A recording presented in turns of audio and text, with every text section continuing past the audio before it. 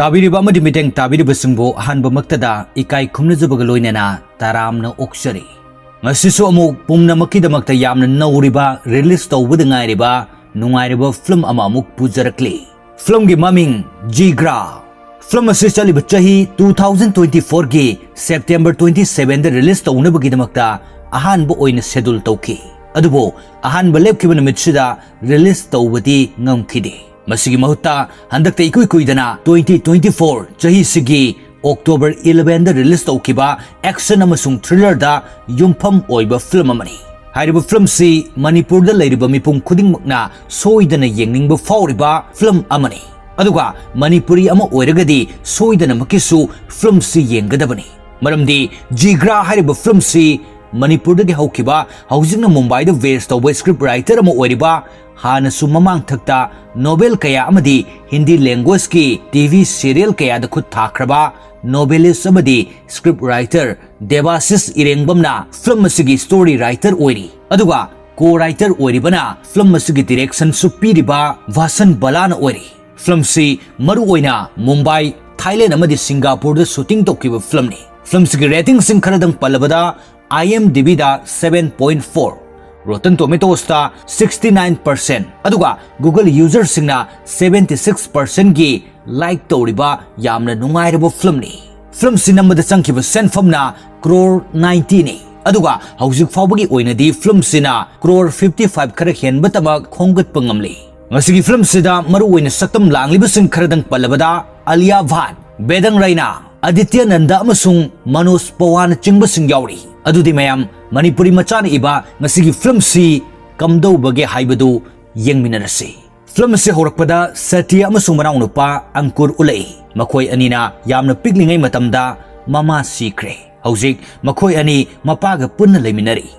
Satya na manau nupa Ankur bu yamna nungsin senabi nongma Satya amasung Ankur school dagi halaktuna mayum dalai machin maufa ani na changlakpada mapa adu balcony adudagi songthaduna masa mathanta sijarami madu uraga Ankur yamna kiba faurami Satya na manau nupa adu konsinbi asumna makhoi ani na piklingaida mama amasung mapa kainaki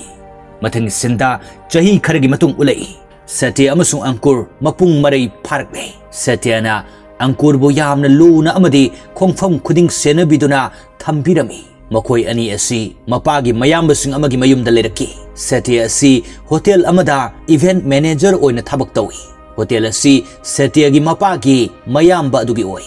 Satya amasung Ankurna makhoi gi ni haibada kana amata leitrabada mapagi mayamba sina mayumda thambiduna lairik laisu tamhan piraki Satya na mapagi mayamba sida sar haina matam pumnamakta kawi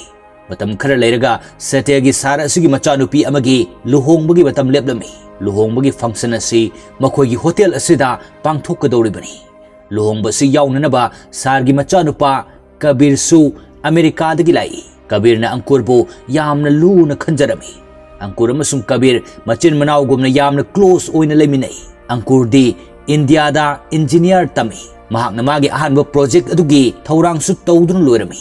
Kabir gi mapadi atop countries singda achoba company kayaga link lainabana Ankurna magi project adu Kabir gi mapada ahanba utpa pamjarami asumna Ankurna project adu Kabir gi mapada uhali Kabir gi mapana Ankur gi project adu yamna pamlami Kabir gi mapana Ankur gi project adu uraga Kabir dahari yengo Ankur di India da tamlabusu yamna talent lai nangondagi hena intelligent way wahai asi tabada Kabirna sauningba amadi kalakba phauramde maramdi Kabirna Ankur bu yamna khanbirami Ankur gi mapagi mayamba sina Ankur gi funding gi maramda soidana wari sanagani haina haraki wahai asi taraga Satya Ankur amasung Kabir yamna haraujarami Kabir gi mapana project asi hena mai paknana bahaiduna Kabir ga Ankur ga business trip ama satnana bahairami business trip adu Malaysia gi manakta laiba Hansidev kauba country amagi island tu orami haiba Hansidev kauba country asigi rule asi China country gumna yamna strict oi Satya na manau asi hana amukta lapna sathokhalamde adubo handaki trip asidi manau gi career gi khanduna yamna nungaitana chalhanba tarami asumna Ankur amasung Kabir Hansidev country adu da chatki Makoi ani mafam adu yauduna Angkur di magi project adugi yamna kanna honari. Aduga Kabir di nupi singa party tauduna lay. Nongma Kabir na party ama chatpada Angkur su Kabir na namduna pubirami.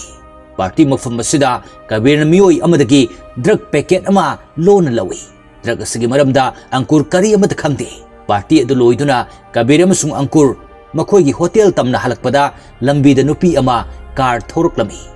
Kabir na nupi adu uraga makut haiduna hai hain hairi. Maduda nupi aduna Kabir da middle finger adu ulam laga thoki. Kabir na nupi adu gi gari adu tanaduna kanna thogali. Angkur na Kabir da kanna khami. Adubo Kabir na wa amata tadana gari adu kanna thawi. Thodok asida Kabir na traffic rule thugaiduna su thawi. Makoina asum thorokpada police na khamduna wahang pawhang tawduna check tawi. Police na check tawbada Kabir da yaukiba drug adu farami. Maram asidagi Kabir amasung Angkur bo phajinduna puki. Pawasi India da Kabir gi mapa da tamlaktuna khangnarami. Pawasi hek phangbaga Kabir gi mapa na lawyer Jaswin da phone tawduna Hasidep country chatuna Kabir amasung Angkur bo lawthorakna hairami. Pawasi dagi Satya amasung makhoi gi imung manung yamna wakhal wanarami. Satya na amukta su thazarudi. Madudi manau nupa adu asumna sathiba case asi thoglakani haiba. Satya na manau bu nungsi haina kari amatu upai leramdi. Maramasina lawyer adugi pau ngai dum leinarami. Lawyer Jaswina Hansidep yauduna thijinbada asengba wari adu khanglami. Madudi drug packet adu Kabir dagi fangbani haina. Lawyer na Kabir gi mapada phone tawruktun hare. Drug adu Kabir dagi faba sengbani. Situation asida aina makoi amakak kanba ngamgani. Karigumba Kabir gi maral asi Angkur da sijilabadi Kabir bu irai laina lawthorakpa yagani. Wahai se taraga Kabir gi mapan hare. Oiningbu orasano. Upaya ama tawduna Kabir bu kanduna puro Angkur gina mana thokpa ama lakchani. Asumna wari sanaba loiraga lawyer aduna Kabir gi manakta laktuna hai. Yengu Kabir court ta changlakpada nangi naral pumnamak Angkur da sijinduna drug adu Angkur gina haina khumgadabani. Wahai sida Kabir na yamna ngakna khumlai. Madu yaro drug adu gi maramda Angkur di karimata khangdabani. Aduga mangonda matau karamna maral se sijingani. Ay adu ngamloi. Lawyer na hari nangi atopu upaya mata leitre. Nang na mafam masidagi thoke haragadi ay na hari basina tana upaya mata leiroi. Asum na haram laga lawyer adu amuk Angkur gi manakta lai. Aduga Angkur da hari Kabir gi marala do nangi ni haiduna court kumlo. Aduga ay na pumnamak fanabasangani. Angkur na kumlai. Drug adu gi maramda ay karimata khangde. Ay na madugi abangumlo. Lawyer na amuk hari. Kabir di hana Amerika da su drug ki case kaya laikre. Aduna handang amuk magini haragadi case yamna lusin khragani. Karigumba nangini harabadi tha ahum leibaga nangsu adumak lawthokpa yagani. Aina madugi phananaba loini singani. Kabir gi mapanadi nasiga nanga piklingaidagi yengbirak masi nangna Kabir gi damakta masi phawga tawba ngamloidra. Wahisi taraga Angkur su upai leitana lawyer gi wa adu yarami. Asumna court ta puthoktuna drug adu Kabir gi natte haiduna Angkur da maral sirami. Angkur su magini haiduna khumi. Maramasidagi court na Kabir gi maral leitre haina tarki. Aduga Angkur di maral gi matung ina tha ahum jail da thamlaga sibagi cherak piba haina tarki. Angkur na magi cherak adu tabada Angkur khangba ngamdana court adu da laurami. Drug adu magi nate mangonda maral sijinbani haina. Adubu kana amatana Angkur gi wa adu tabiramdi. Angkur na asumna oirakani haiba kaidongnungda thazakide. Pawasi Satyana tarami. Kabir gi maral Angkur da sijinduna Kabir di halakle aduga Angkur di mafam aduda adumak leihore haina. Maramasidagi Satyana mafam aduda masamak chatuna Angkur bu kanduna purakani haina lepkre. Satya gi khongfam masida Kabir gi mapana thinglami. Adubu Satyana magi thawai dagi suhena nungsijaba manau adugi khalaga wa amata tadana Hasidep chatnaba sem sadun tholaki. Satyana private jet tongge tawbada jetagi lawyer Jaswin amasung Kabir kumlaki. Kabir na yamna nungaitana Satya konduna lale haiduna kapi. Lawyer Jaswin asu Satya da hari. Aina Angkur bu kanna bukan khonabani. Adubo ay kan magamlaktre. Wahai setaraga Satyana asengba adu di pumnamak khangi. Kabir gi mapaga lawyer asiga sinaduna Angkur bu aranba tahanduna thamlambani haibase. Satyana kari amata hairamdana Hansidep chatnana bahaiduna jet adu da kakali. ꯃꯊꯪꯒꯤ ꯁꯤꯟꯗ ꯖꯦꯜꯗ ꯂꯩꯔꯤꯕꯁꯤꯡ ꯑꯗꯨ ꯎꯠꯂꯛꯏ ꯁꯤꯕꯒꯤ ꯆꯩꯔꯥꯛ ꯐꯪꯂꯕ ꯄ꯭ꯔꯤꯖꯅꯔꯁꯤꯡ ꯑꯗꯨ ꯇꯣꯉꯥꯟ ꯇꯣꯉꯥꯟꯅ ꯊꯝꯗꯨꯅ ꯃꯈꯣꯏꯕꯨ ꯃꯤꯅꯨꯡꯁꯤ ꯂꯩꯇꯅ ꯑꯣꯠ ꯅꯩꯕꯤꯔꯝꯃꯤ ꯁꯇ꯭ꯌꯅ ꯍꯟꯁꯤꯗꯦꯕ ꯌꯧꯔꯛꯇꯨꯅ ꯖꯦꯜ ꯑꯗꯨꯗ ꯂꯥꯛꯈꯤ ꯑꯗꯨꯕꯨ ꯃꯅꯥꯎꯒ ꯎꯅꯕ ꯐꯪꯂꯝꯗꯦ ꯁꯇ꯭ꯌꯅ ꯋꯥꯈꯜ ꯋꯥꯅ ꯂꯩꯔꯤꯉꯩꯗ ꯖꯦꯜ ꯑꯗꯨꯗ ꯂꯩꯈꯤꯕꯁꯤꯡꯒꯤ ꯃꯔꯤ ꯃꯇꯥ ꯑꯃꯒ ꯊꯦꯡꯅꯩ ꯃꯤꯑꯣꯏ ꯑꯁꯤꯒꯤꯁꯨ ꯃꯆꯥꯅꯨꯄꯥ ꯑꯗꯨ ꯖꯦꯜꯗ ꯂꯩꯈꯤꯕꯗꯒꯤ ꯂꯥꯛꯇꯨꯅ ꯂꯩꯔꯝꯕꯅꯤ ꯁꯇ꯭ꯌꯅ ꯂꯣꯌꯔ ꯀꯌꯥ ꯎꯅꯗꯨꯅ ꯋꯥꯔꯤ ꯁꯥꯅꯈꯤ ꯑꯗꯨꯕꯨ ꯑꯪꯀꯨꯔꯒꯤ ꯃꯔꯥꯜ ꯑꯗꯨꯒꯤ ꯀꯅꯥ ꯑꯃꯠꯇꯅ ꯀꯦꯁ ꯊꯦꯡꯅꯅꯕ ꯍꯥꯏꯕꯗ ꯌꯥꯔꯛꯈꯤꯗꯦ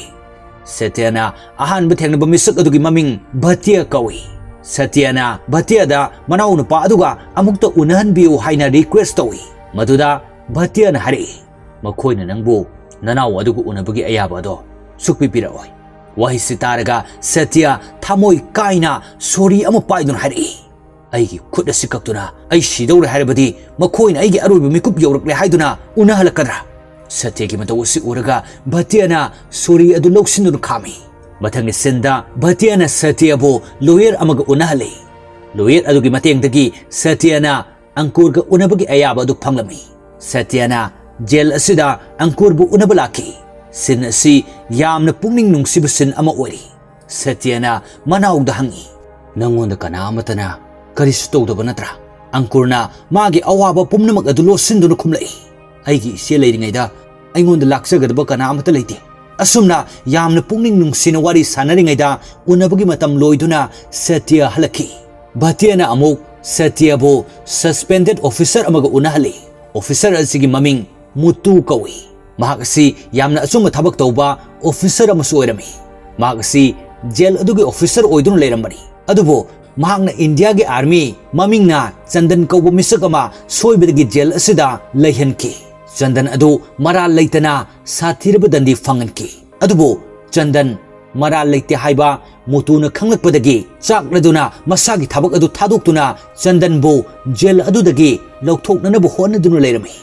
ꯑꯁꯨꯝꯅ ꯁꯇ꯭ꯌ ꯚꯇ꯭ꯌ ꯑꯃꯁꯨꯡ ꯃꯨꯇꯨ ꯃꯈꯣꯏ ꯑꯍꯨꯝ ꯄꯨꯟꯗꯨꯅ ꯌꯥꯝꯅ ꯂꯨꯅ ꯂꯩꯃꯤꯟꯅꯔꯛꯈꯤ ꯚꯇ꯭ꯌꯅ ꯃꯆꯥꯅꯨꯄꯥ ꯇꯣꯅꯤꯕꯨ ꯂꯧꯊꯣꯛꯅꯅꯕ ꯍꯥꯏꯗꯨꯅ ꯍꯣꯠꯅꯔꯛꯈꯤꯕꯅꯤ ꯑꯁꯨꯝꯅ ꯃꯈꯣꯏ ꯑꯍꯨꯝꯅ ꯑꯪꯀꯨꯔ ꯇꯣꯅꯤ ꯑꯃꯁꯨꯡ ꯆꯟꯗꯟꯕꯨ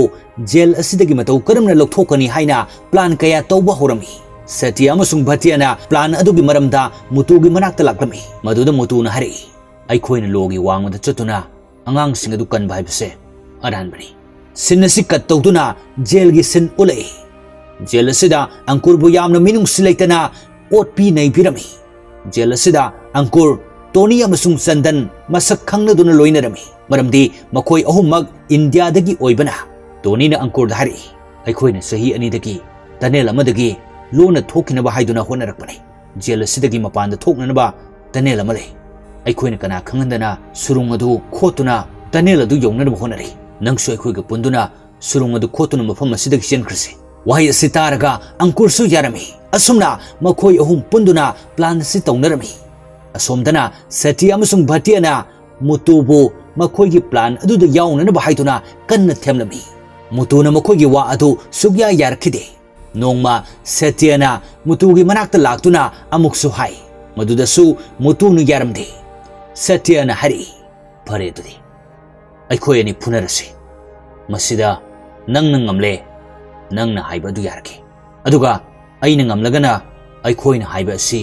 ꯅꯪꯁꯨ ꯌꯥꯒꯗꯕꯅꯤ ꯑꯁꯨꯝꯅ ꯍꯥꯏꯅꯗꯨꯅ ꯁꯇ꯭ꯌꯅ ꯍꯧꯗꯨꯅ ꯃꯨꯇꯨꯒ ꯐꯨꯅꯔꯝꯃꯤ ꯃꯨꯇꯨꯅ ꯁꯇ꯭ꯌꯕꯨ ꯌꯥꯝꯅ ꯁꯥꯊꯤꯅ ꯐꯨꯕꯗꯒꯤ ꯁꯇ꯭ꯌꯒꯤ ꯃꯆꯤꯟ ꯑꯃꯗꯤ ꯃꯅꯥꯇꯣꯟꯗꯒꯤ ꯏ ꯊꯣꯛꯇꯨꯅ ꯌꯥꯝꯅ ꯁꯥꯊꯤꯅ ꯁꯣꯛꯏ ꯑꯗꯨꯕꯨ ꯁꯇ꯭ꯌ ꯊꯧꯅꯥ ꯍꯟꯗꯅ ꯃꯅꯥꯎꯕꯨ ꯀꯟꯗꯕ ꯌꯥꯗꯦ ꯍꯥꯏꯗꯨꯅ ꯑꯔꯣꯏꯕꯗ ꯃꯨꯇꯨꯕꯨ ꯃꯥꯏꯊꯤꯕ ꯄꯤꯔꯝꯃꯤ ꯊꯧꯗꯣꯛ ꯑꯁꯤꯗꯒꯤ ꯃꯨꯇꯨꯁꯨ ꯁꯇ꯭ꯌ ꯑꯃꯁꯨꯡ ꯚꯇ꯭ꯌꯒꯤ ꯄ꯭ꯂꯥꯟ ꯑꯗꯨꯗ ꯁꯔꯨꯛ ꯌꯥꯔꯝꯃꯤ ꯃꯨꯇꯨꯗꯤ ꯖꯦꯜ ꯑꯗꯨꯗ ꯂꯩꯔꯝꯕꯅ ꯖꯦꯜ ꯑꯗꯨꯒꯤ ꯃꯔꯝꯗ ꯄꯨꯝꯅꯃꯛ ꯈꯪꯂꯝꯃꯤ ꯑꯁꯨꯝꯅ ꯃꯨꯇꯨꯅ ꯖꯦꯜꯒꯤ ꯀꯤꯆꯟꯗꯒꯤ ꯇꯅꯦꯜ ꯑꯗꯨ ꯌꯥꯝꯅ ꯅꯛꯏ ꯍꯥꯏꯗꯨꯅ ꯁꯨꯔꯨꯡ ꯑꯗꯨ ꯀꯤꯆꯟ ꯇꯝꯅ ꯍꯨꯠꯅꯅꯕ ꯄ꯭ꯂꯥꯟ ꯇꯧꯔꯝꯃꯤ ꯑꯁꯣꯝꯗꯅ ꯖꯦꯜꯗ ꯇꯣꯅꯤ ꯑꯪꯀꯨꯔ ꯑꯃꯁꯨꯡ ꯆꯟꯗꯟꯅ ꯃꯦꯗꯤꯀꯦꯜ ꯔꯨꯝꯗꯒꯤ ꯁꯨꯔꯨꯡ ꯍꯨꯠꯅꯅꯕ ꯄ꯭ꯂꯥꯟ ꯇꯧꯔꯝꯃꯤ ꯅꯣꯡꯃ ꯇꯣꯅꯤ ꯑꯪꯀꯨꯔ ꯑꯃꯁꯨꯡ ꯆꯟꯗꯟꯕꯨ ꯀꯤꯆꯟꯗ ꯃꯇꯦꯡ ꯄꯥꯡꯅꯅꯕ ꯍꯥꯏꯔꯝꯃꯤ ꯃꯗꯨꯗ ꯃꯈꯣꯏ ꯑꯍꯨꯝꯅ ꯃꯦꯗꯤꯀꯦꯜ ꯔꯨꯝꯗ ꯆꯠꯄ ꯄꯥꯝꯗꯨꯅ ꯀꯤꯆꯟꯗ ꯆꯠꯂꯝꯗꯦ ꯃꯔꯝ ꯑꯁꯤꯗꯒꯤ ꯃꯈꯣꯏ ꯑꯍꯨꯝꯕꯨ ꯄꯨꯂꯤꯁꯁꯤꯡ ꯑꯗꯨꯅ ꯌꯥꯝꯅ ꯁꯥꯊꯤꯅ ꯐꯨꯏ ꯃꯈꯣꯏ ꯑꯍꯨꯝꯗꯤ ꯀꯤꯆꯟꯗꯒꯤ ꯁꯨꯔꯨꯡ ꯍꯨꯠꯄ ꯑꯗꯨꯅ ꯍꯦꯟꯅ ꯂꯥꯏ ꯍꯥꯏꯕ ꯑꯗꯨ ꯈꯪꯗꯕꯅ ꯃꯦꯗꯤꯀꯦꯜ ꯁꯦꯛꯁꯟꯗ ꯆꯠꯄ ꯄꯥꯝꯂꯤꯕꯅꯤ ꯊꯧꯗꯣꯛ ꯑꯁꯤꯗꯒꯤ ꯃꯈꯣꯏ ꯑꯍꯨꯝ ꯃꯦꯗꯤꯀꯦꯜ ꯁꯦꯛꯁꯟꯗ ꯆꯠꯄ ꯊꯤꯡꯂꯝꯃꯤ मरम असिना तोनी मखोई अहुमगी चाननबा अदुदा केमिकल यानसिललमी मखोई अहुमना मधु हेक चारुबदगी फूड पॉइजनिंग तौदुना कोंगोल ओदुना थरो थरो ओंदुन लई मधु उरगा मखोई अहुमक मेडिकल सेक्शन अदुदा पुरक्तुन लायंकी पुलिस नुपी अमनसु तोनीबु नुंगसिबदगी मतेंग यामना पांगबिरखी मखोई अहुमना मेडिकल सेक्शन अदुदगी थोलक्तुना टनेल अदु फाउदुना चेंथोरखी जेल असिदा मिनुंग सिलेक्टबु ऑफिसर अमा यावरमी ममिंगना लंद्रा कवई लंद्राना मखोई अहुम किचन ड्यूटी ताबदा साखिदे अदुगा हौजिंगना मखोई अहुमक अमुक्तद फूड पॉइजनिंग ओइदुना हॉस्पिटल चटख्रिबसी करिगिनो हाइदुना चिंगनरक्तुना येंगबा लाखी मदुदा मखोई अहुमक अमत्त लेरमदे मरम असिदगी लेंद्राना पुलिस सिंग लोइनना थोलक्तुना लंबी थोंग पुमनमक थिंगदुना थीबा होरखी अदुगा अरोइबदा मखोई अहुमक पुलिस सिंग अदुना अमुक हंदुना फारखी थौदोक असिदा तोनीद नोंमय पांदुना सोखी कंट्री असिदा रूल अमसु लई मदुदी जेलदगी चेनखिबा मिसिंगबो नुमित मरिनी लैबगा सीबगी चेराक पीबा हाइना मरम असिदगी मखोई अहुमसु रूलगी मतुंग इना नुमित मरिनी लैबगा सीबगी चेराक पीबा तारमी मखोई अहुमगी मिसिंगबो अरोइबो ओइना अमुखक उनबगिनी हाइदुना कौई सत्यना मनाव अंकुरबो उनब चंगलई मचिन मनाव अनि मबुकनिंग यामना नुंगसिना उनई सिन्ना सिक्कत तौदुना अमुक अतोप सिन्नम उलई सत्यना मुतु अमसुंग भटियादा हरि अइदि अंकुरबो कंदबा यादे अइगी थवाई मांगलबसु मांगसनु अइना अंकुरबो जेलदगी सोइदना लौथोकनी जेल अदु पोखाय हलबसु पोखाय हंदुना अइगी इनाव कंदबा यादे वहाय असे तारगा मुतुना हरि अखोइना लांजद्रब मियोय खर कन्ननबा हाइदुना तौबदा क्रिमिनल मयाम अदु जेलदगी थोखिगनी मदुदि अरानबनी नंगदि ननावगी खनबदा अचुमराल अमद उद्रे सत्यना खुमी चुमी अइ असुमरान अमद खंगदे अइना उबदि अइगी मरा लेजदब इनाव अदु खक्तनी वाहौ असिदगी मुतुना थबक अदु अइ यावरोय हाइदुना मफम अदुदगी चटकी मथंगी सिंता सत्यना अनौब प्लान अमग लोइना लाखी नुमित मरिनी असिदा उपाय अमा तौदुना मनावबु कंदबा यादे हाइना खोंगफम चेना लेपखी सत्यना जेलगी इलेक्ट्रिक सप्लाई अदु कक्थटप चलमी मदुदा मुतुना सेनदुना सत्यगी मतुंग इनरखी मुतुना सत्यबु फाहननबा हाइदुना पुलिस पुरखी अदुबु सत्यना पुलिस गाड़ी अदु एक्सीडेंट तौहलमदुना कन्न थोरखी मुतुसु लेप्तना तानरखी मरम असिदगी सत्यगा मुतुगा यामना साथीना फुनै अरोइबदा सत्यना मुतुबु वांगलबु मफम अदुदगी इंथदुना पुन्ना मखाद तारखी थौदोक असिदा मुतु सीखी अदुगा सत्यदि हिंहौखी सत्यना हाना प्लान तौदुना गैस सिलेंडर थन्न यावब ट्रक अमा जेल अदु तमना थौजल हले अदुगा जेलगी जेनरेटर अदु पोखाय हले मरम असिदगी जेल अदु मई पुंगम ममखी असोमदा जेलगी मनुंगदना लंद्राना मखोई अहुम अदु हाटनब तौरमी मई मुटखिबन मरम ओरगा मखोई अहुम अदु नोंमैना कापतुना हाटके तौई मखोई अहुमना तंजा येंगदुना लंद्रादा अटैक तौदुना फुनरमी अदुबो लंद्रा यामना साथीना मखोई अहुम फुबिरमी मपांदना जेल अदुगी सेल पुमनमक हांगदोरक्तुना जेलदा लैरंबा मियोय पुमनमक थोलखी सेतेना मनाव अंकुरबु थीबा हौरखी लंद्राना नोंमई अदुना मखोई अहुम अदु हाटके तौरिंगैदा सेतेना यामना फजब सिनमग लोइनना लाक्तुना लंद्रादा अटैक तौरखी मरम असिदगी मखोई अहुम हिंगौदुना सेतेना पुरक्लमी मतुंगदा पुलिस मयाम अदुना नोंमई कापतुना तानरई सेत्यना मखोई सिंग अदु पुदुना सुम चलकपदा लंबी चटफम लेरमदे तंजा असिदा लंद्रासु मफम असिदा लाक्तुना मखोइदा नोंमई कापकी तौरिंगैदा भटियाना वाल अदु थुगाइदुना गाड़ी अमा थौजिलखी अदुगा मखोई सिंग अदु गाड़ीदा तोंगहंदुना थौदोरखी थौदोक असिदा लंद्राना नोंमई कापलकपदा भटियादा पाले भटियाना सत्यदा हरि नंग अंगांग सिंग असि सेनादुना पोखरो मखोई सिंग असि अइ सेना होरखी असुमना सत्यना अंकुर अमसुंग तोनीबु पुदुना अरोनब लंबी अमदा लाई भटियाना लंबी अदु थत्तुना मागी गाड़ी अदु अरोइबदा पोखाय हलमी अदुगा भटिया अदु सीखी चंदनसु थौदोक अदुदा सिहोई मरम असिना सत्यना अंकुर अमसुंग तोनीबु पुदुना समुद्रदा जहाज तोंगदुना मलेशिया तमना लाई मखोइगी मतुंगदसु लंद्राना पुलिस खरगा तानदुना लाखी मलेशिया की बॉर्डर अदु यौसिलकपदा मलेशिया की बॉर्डर फोर्स सिंगना लंद्रा की टीम अदुदा नोंमई कापसिंदुना लोइना हालमी मलेशिया की मिसिंग अदुगा भटियागा पाउ फाउनबना सत्यगी मियुसिंगबु कनबिदुना इंडिया दा टेकता काइदना हलखी अदुगा मतांग असिदा film असिगी अरोइब सिनोइकी Ngasigidi matang asida mayamdagi biday lawjari mathanggi video da amuk thengnaminnarasi.